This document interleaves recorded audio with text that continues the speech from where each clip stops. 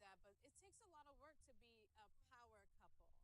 And my take on a power couple is one who's willing to, and it might seem uncomfortable, or it might not be glamorous, I should say, but it's a couple who's willing to put the work into their relationship, even if that means they have to put profit aside, even if that means they may have to put that big idea to the side, that big opportunity on pause, or maybe they no longer carry the big title in that opportunity just for the sake of having a healthy relationship with their spouse.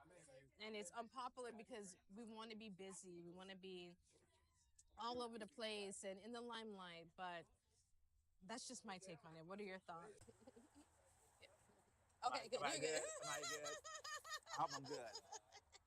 So, uh, the idea is that the definition or the lens through which I look at power couples, especially in our world we're living in, is a metric, a criteria. Okay, is your money you have, the title, the position.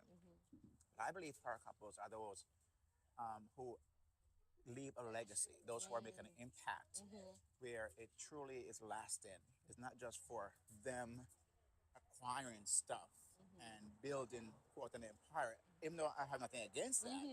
But I think at the end of the day, to what extent, how much of a power couple were you with your children, with your family, your community? How much of a power couple were you after you've gone that the legacy continues?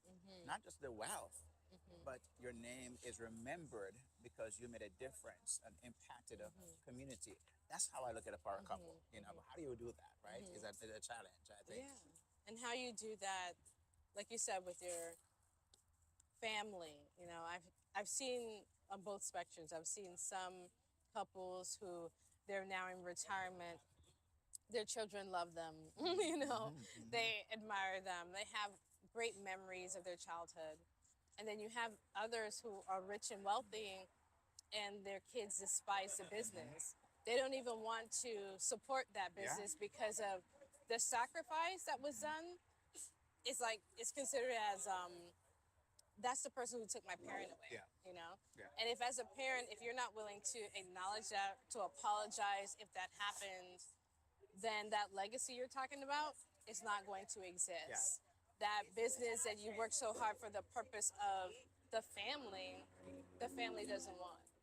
So that's why I felt it was important for us to talk about this narrative, because being wealthy is not a problem. Right. Right. Being successful Right. is not a problem. Right. It's just how we attain that wealth and success, and the decisions we make.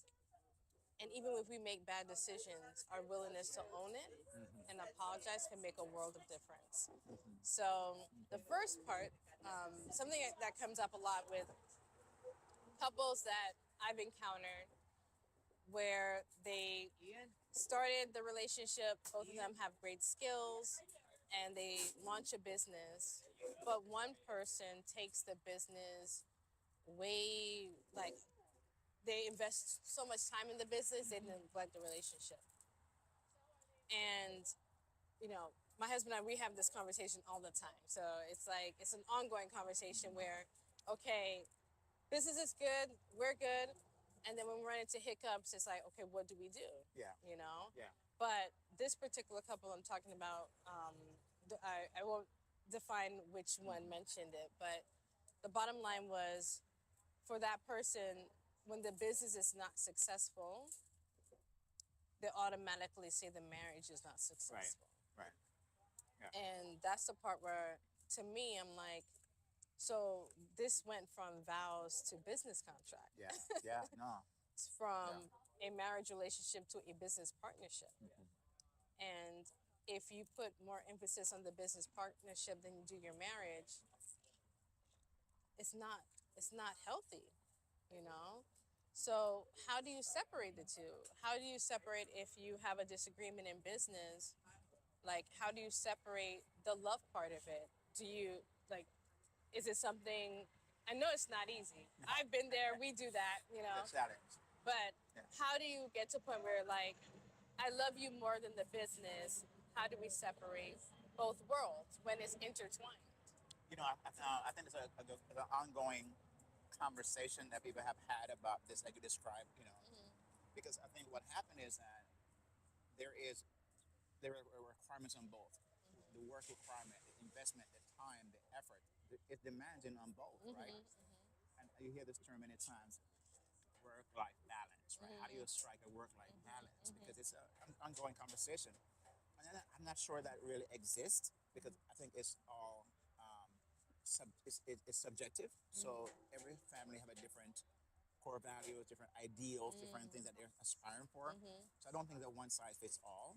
They have to figure out what's in the best interest for themselves. But there's got to be something though where you use a word about the transaction. Because I think sometimes what people do, especially power couples, right? They take the transactional part of the business, which is more transactional, and they take it into the marriage, which should be relational. And so it's how do you do transactional and relational, right? And realize that when you come into the home or the family, that's relational. It's not. It should not be transactional, right? Because you're going to treat your family as you treat your business partners and so on, and expect the same kind of response and the same kind of accolades, whatever you get, you want that from your family. They're not your clients, they're not your customers, they're your son and daughter. And that's why I think most times there's a resentment to the success for some kids. I mean, I'm just thinking of, I won't mention name, but I'm thinking of a family right now where I can see the kids are resenting the success of the parents. They're a power couple and they're seen as power couples. But the kids have gone on their own path and it's almost like they detest the fact that the family, the price they had to pay, and now it's too late because they're grown up and they resent and they're detesting the fact that the parents made a choice to continue this transactional thing. Even with the kids, they were almost like, cipher them out and business wide. We can get a business to take care of the kids. A business. So the idea is, how do you do both? And I think it's important for the power couple to decide relational. So you can do both. I think as long as you keep them separate. When I'm in my family, that's relational. It's not transactional. And what I mean by that is that, it's like one thing, almost like a quid pro quo kind of thing. I do this, you do that kind of thing. That's transactional. No, we integrate our lives. We do team things. It's not it's us, we. It's not you, me kind of thing, as in the business world. I think that's what would help couples to be able to keep those two things in mind. That I have to step in two different roles. My business transactional, my family and friends and so on relational. And that's why they can get that very clear. And it's hard. It's not hard. It's not easy. Yeah, I think it is hard. I think what happened, what I like about power couples, they know what hard work is. They know what it is to put in the grind. I'm simply saying take that same skill idea into the family. You know what hard work is? Apply it to your family. And maybe it might mean getting some help, getting outside help, professional help, or equipping yourself, learn some skills, learn some skills as how to do that. Because if it's so important, give it the time and effort that it needs, and I believe that will make a difference. Time and effort. Yeah. Like that. When someone's not willing to do that, I think that's when the spouse who's feeling the impact feels as though you are more willing to invest the time and effort into this thing that you claim is for the family, but it's really for selfish reasons. And when you own that, that's where it's like, okay, let me take a step back, because we had this conversation. My husband's behind the camera, by the way. And and I think when we had those like tough conversations to get to the root of what is happening here, whether it's on my side or on his side, we realize it's okay. At one point, it started off for family, but in this particular season, there's almost this midlife, right? This midlife crisis of I'm not where I want to be. I'm not where I desire to be, and I have to do X, Y, and Z to get there. And right now, my family responsibilities are challenging that. Gets in the way. Yeah, and it's like then you have to look at, are the decisions you're making really for the family, Yeah. or is it to fulfill this midlife lack or feel a sense of unaccomplishment? Get to the root of it. Yeah. And when you realize at that moment for us, it was like, wait a minute. Yeah, there's almost like that sense of feeling like you're not accomplished, unfulfilled because you set out a task. Yeah, yeah. Oh, yeah. But we can take a pause really quick. Yeah, no, it's okay. Just on Instagram. Oh, okay. Yeah. Well, we're talking about power moves, making decisions in your life that are healthy. The topic today we're talking about is couples. So he's a marriage and family therapist, Kingsley Grant. Yeah. Good man, yourself. Yeah. So, oh, thanks.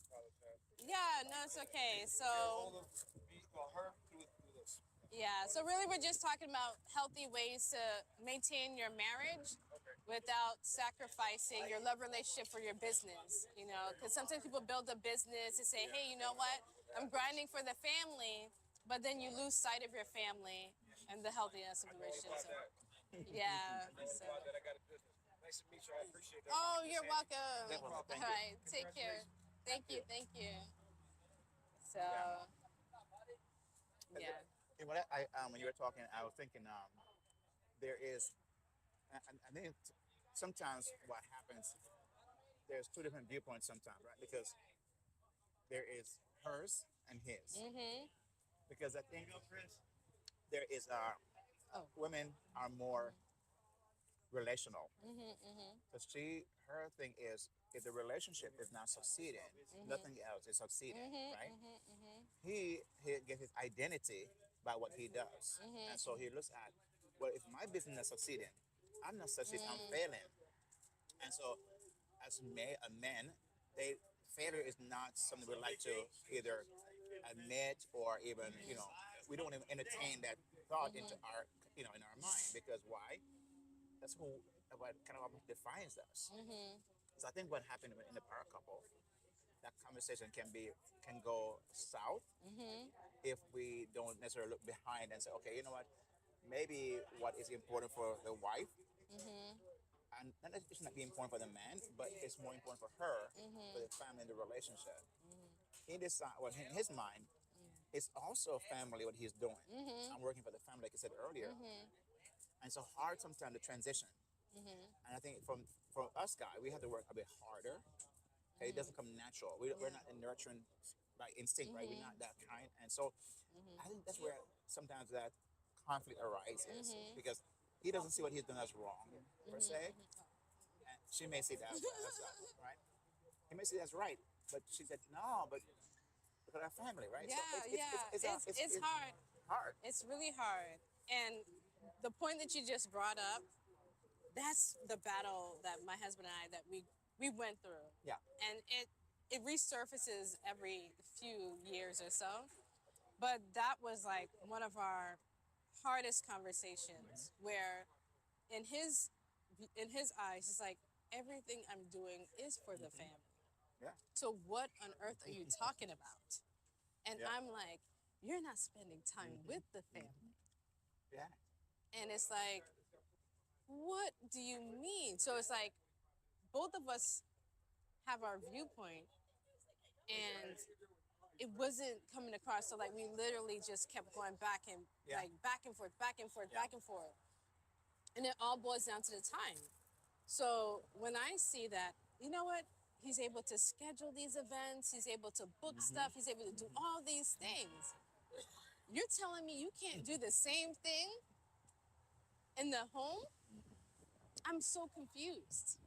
So we ended up, we've spoken to you, and then that's why it's good to have professionals as well as, for us, we have our pastors, and speaking to other couples, because we're able to hear, okay, we're not alone in this. This is something that seems to be a common thread in marriage. It's not just us. So we're not going crazy. And one thing I had to do was say, okay, this is an area where he might not be as strong in, but don't apply it to everything. And for me, it was almost like a all or nothing. So you don't love me if you choose to continue X, Y, Z. Yeah. And for him is because I love you, that is why I'm doing X, Y, and Z. Yeah. Yeah. So I guess it's a matter of expectations. And, you know, I still have my moments, but there are these times where I have to realize, okay, what if I were to just focus on how he's loving me versus how I want him to love me Yeah. or be loving towards me, Right. and embrace and celebrate that, because that's his way of expressing love Yeah. while still sharing how I desire to be loved. You understand what I'm saying? I think that's what happened in your mind, what you just talked about, is that shift that Mm-hmm. occurs where, like I said, we had to challenge Mm-hmm. our thoughts, because sometimes our immediate thought is going to lean towards a negative Mm-hmm. and make a case for he doesn't care, she doesn't care, he doesn't love me, she doesn't.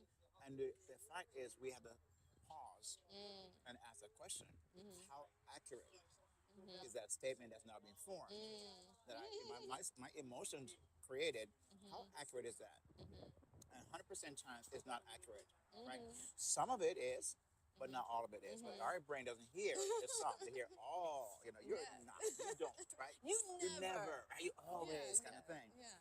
So I think that where it has to be then take a step back, and that's where emotional intelligence comes in, right? Is that saying, how do I manage my emotion? How do I? The only thing I can control is me, my behavior, and my response to the behavior of my spouse or others. So how do I do that? Well, I have to build that muscle, which means I have to work it out, and constantly not accept at face value what my emotion created, because our emotion is what it is. It's not right or wrong; it's what it is. But we make it right, you know, when it could be wrong, Yeah, right? yeah. And so I think what you said earlier is, how do you then make a case against that? Because it's not accurate, not 100% accurate, and it's an ongoing thing. It's work. That's where the work comes in. It's intentional. And I think why emotional intelligence is so important, because it has the empathy part. That's You true. empathize. You put yourself in that person's shoes and say, I could see why. I can hear why. I can understand. And that's why empathy is so critical in this whole interaction, dialogue, conversation, and so on. You know? Yeah, showing empathy. And then when you said, as far as all, like, when we talk about making decisions as a power couple, those tough decisions of if your spouse is saying ABC is having a serious impact. So, like, after we kind of hash it out and just talking about from personal experience, say, okay, well, this is the root of it. I'm loving you the way how I know how to, but let me go ahead and love you the way you say you want to be loved. Right. But then that hard decision of this particular business or venture is having a serious impact on our family. Yeah. Like, at which point do you recommend for a couple to say, maybe it's time to let that business go or let that venture go or put a pause on it? Or do you continue to, or should the person say, well, fine, that's your thing, go ahead and do it until you run us into the ground? Like at which point Yeah. should you let it go? It's like, how do you handle a porcupine, right? With caution, with care. Because why? Because he could let go and resent you for letting go of something that he felt was being done for the family, and you took it away. And especially if things start going south, you get blamed for that, right? But the idea is, right, how can we find a way to do, maybe to modify what he's doing? Maybe he might need to hand off some of what he's doing to somebody else, if possible, or scale back some, so that both can have a win, right? So he can have a win and she can have a win. Because if he feels like he has to give everything up to satisfy you and vice versa, there's going to be issues there, and it builds over time. The resentment that I had to do that. So I find that, like in my case, for example, what I do, having to do in my practice and so on, and then at the same time do content creation and all that I do. I realized that how much time it took, and so I said, you know what? Can I get a virtual assistant? So I had to get a virtual assistant, get two to help me because why? It took that maybe 30 hours extra off my plate. We can now take that redeem time, not at work, but to make sure I attend to my wife or our kids are older now. But I can get that to my wife in our conversation and our interaction. So that may be a thing that may have to really look at. Is there a possibility to scale back or modify or first before it's giving up the whole thing? Yeah, You know, that's it true. can truly be an issue later on. Because if you love me, Right. you'll shut it all down. And that in itself, you know, like I remember when we had our second child, like, and he'll chime in, we've shared this story before, but where Eddie had this whole tour planned out, but I was going to be on maternity leave. And extended maternity leave meaning I'm approved with the leave, but I don't have income. So he had to make a decision. And for me, like, it was causing so much tension because I'm like, yeah, this is a goal, this is a dream. You had all this lined up, but you're doing this to please an audience. They're going to go home to their families. You, I don't know so much. Yeah. You know, not to say that I'll just run off, but it was like, it was tough because it was like, is this above your love for me? Yeah. When he has a love for this particular craft. So he did put it on pause, and him putting it on pause ended up being, the next time around, ended up being way better than what he planned. And I know couples where, for example, some couples who are artists, their spouse can't even listen to their spouse's music. Yeah. Because those tracks were the money it took to build the track and to go on tour, that spouse took their mortgage or car note and all these other things that they do, and they were willing to say, I don't want to put my project to the side for my family. Yeah. And they don't even want to hear the music at all, you know, so. Yeah. That's why I think the resentment, and you resent and detest that very thing because it reminds you so much, it triggers you, you know, it brings up all the memory of what the price that was paid and probably still paying. And that thing, every time you see it, it reminds you of it. You just can't see it, you can't listen to it, you can't look at it, you know, just can't, right? And I think that's where the idea you said just now, maybe stepping back could be, well, how can we still accomplish this? Because I think I live in a world of more both and than either or. Because an either or has been handed to us throughout our education process, either this or that, right? But I think when it comes to life, we want to look at both. How can we get both? Is it possible? I think we start with that idea. Can we get both? We were surprised to see what we can come up with. Because like, we made some compromise, we may have some ideas we never thought about. We're looking at both. When we approach either or, it's where I think sometimes we get so paralyzed or so we're just so blinded, we can't think of anything else that can be done. And I think that's what power couples, true power couples do. They step back and look at how can we satisfy. It may not be where we both want it up here, but if it's here, if both get a chance to be satisfied, can we do this? You know? Love it, yeah.